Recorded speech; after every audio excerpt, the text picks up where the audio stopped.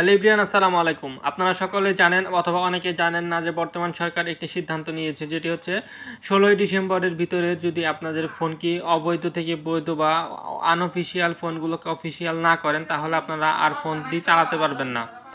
তো আজকের ভিডিওতে আপনাদেরকে দেখিয়ে দিব আপনারা কিভাবে জানবেন যে আপনার হাতে ব্যবহার করা ফোনটি অফিসিয়াল বা আনঅফিসিয়াল, কোন ধরনের ফোন ব্যবহার করছেন। তো চলুন মূল ভিডিওতে।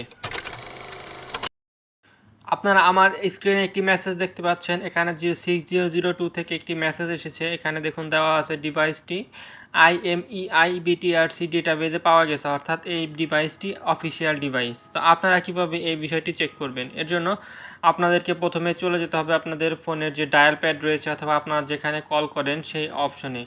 এরপর আপনাদেরকে একটি নাম্বার ডায়াল করতে হবে। এরপর আপনারা এখান থেকে দেখতে পারবেন। তো এর জন্য প্রথমে আপনারা আপনাদের ফোনের যে ডায়াল প্যাড রয়েছে, আপনারা যেখান থেকে কল করেন সেখানে চলে যাবেন।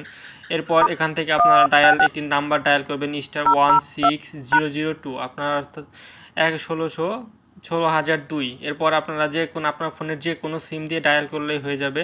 তো ডায়াল করলে আপনাদের সামনে এরকম একটি অপশন চলে আসবে, প্লিজ ইনপুট IMEI নাম্বার, অর্থাৎ আপনাদের যে ফোনের IMEI নাম্বার রয়েছে সেটি এখানে দিতে হবে। তো আপনারা IMEI নাম্বারটি কোন জায়গা থেকে পাবেন? এর জন্য প্রথমে আপনাদেরকে আপনাদের ফোনের যে সেটিংস রয়েছে সেই সেটিংস ওপেন করে নিতে হবে। এই সেটিংস ওপেন করে নেওয়ার পর এখান থেকে আপনারা স্ক্রল ডাউন করে নিচের দিকে চলে যেতে পারেন, অথবা উপরের দিকে যে সার্চ বার রয়েছে এখানে আপনারা সার্চ করলেও হয়ে যাবে।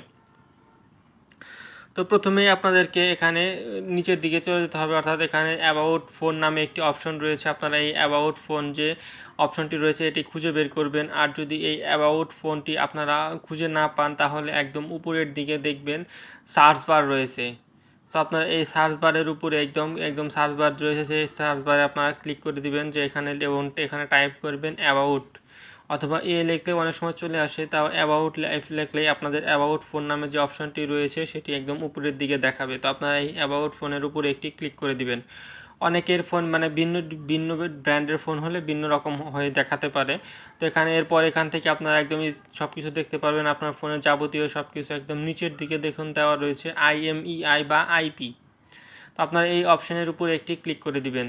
তাহলে আপনার ফোনের যে IMEI নাম্বার রয়েছে, IMEI নাম্বার মূলত দুইটি IMEI নাম্বার থাকে। এখান থেকে আপনার IMEI 1 অথবা IMEI 2 দুটি নাম্বার দেখতে পাচ্ছেন।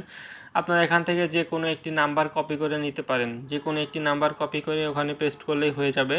তো এই নাম্বারগুলো কপি করার জন্য আপনারা এই অপশনের উপরে ক্লিক করে দিলেই আপনাদের নাম্বারটি কপি হয়ে যাবে। ক্লিক করে ধরে থাকতে হবে, তাহলে আপনাদের IMEI নাম্বারটি কপি হয়ে যাবে। এরপর আপনারা এখান থেকে আবার চলে যাবেন ডায়াল প্যাডে।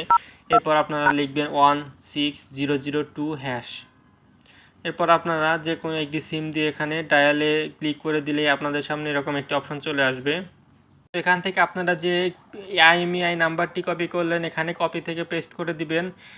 চেপে ধরলেও পেস্ট হবে, অথবা এখানে চাপ দিয়ে ধরলে থাকলেও পেস্ট হয়ে যাবে। এরপর আপনারা সেন্ডের উপরে ক্লিক করে দিবেন। তাহলে আপনাদের সামনে এরকম একটি অপশন চলে আসবে। এখানে দেখুন লেখা আছে ডিভাইসটি IMEI BTRC ডেটাবেজে পাওয়া গেছে, অর্থাৎ BTRC ডেটাবেজে পাওয়া গেছে মানে এই ডিভাইসটি অফিসিয়াল ডিভাইস। তো এখানে একদম উপরের দিকে দেখুন একটি মেসেজ নোটিফিকেশনে চলে এসেছে, এবং আমি এর আগেও চেক করেছি এবং আজকে লাইভে আপনাদেরকে চেক করে দেখিয়ে দিলাম। দেখুন এখানে দেওয়া আছে ডিভাইসটি IMEI BTRC ডেটাবেজে পাওয়া গেছে, অর্থাৎ ডিভাইসটি হচ্ছে অফিসিয়াল ডিভাইস। যে আনঅফিসিয়াল ডিভাইস হয় তাহলে এখানে দেওয়া থাকবে যে ডিভাইসটি IMEI BTRC ডিভাইস ডাটাবেজে পাওয়া যায়নি।